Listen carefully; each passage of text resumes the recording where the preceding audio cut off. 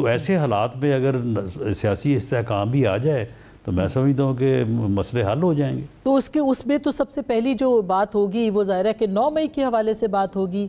और आपने कल देखा है कि जो ISPR का प्रेस रिलीज़ आया है उसमें जनरल फैज़ की चार्जशीट भी है और उसमें ये इंदिया भी दिया गया है कि जो सियासी उनका गठजोड़ था उसके अंदर भी मामला जो है। तो इसका मतलब ये कि इमरान खान साहब के मिलिट्री ट्रायल की तरफ बात जा रही है। क्या आपको लगता है कि तहरीक इंसाफ उससे बचना चाहती है, या आप ये समझते हैं कि सियासी हुकूमत के हाथ में भी कुछ नहीं कि वो उनको कुछ देने के लिए तैयार हो या मुज़ाकरात में कुछ वो निकाल सके इसका नतीजा? देखें, 9 मई के मुतल्लक अभी तक कोई बात इस तरह से वाज़ेह तो नहीं है कि उसमें किसका ट्रायल होगा और किसका कहाँ पे होगा। बहरहाल वो जब चीज़ें सामने आएंगी तो जो ट्रायल है वो किसी अदालत में ही होना है ना।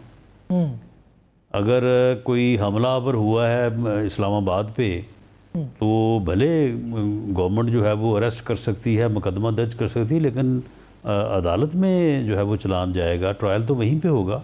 वहीं पे देखा जाएगा कि कौन जो है वो कसूरवार है और कौन जो है बेकसूर है। तो मामला ये है कि ये बात जो 8 मई को 2024 को जो DGISPR ने, जो कि एक अदारा जो है वो कमोबेश उसकी कंप्लेनेंट की पोजीशन है, क्योंकि ये सारी कार्रवाई 9 मई को जो है वो कंटोनमेंट एरियाज़ में हुई।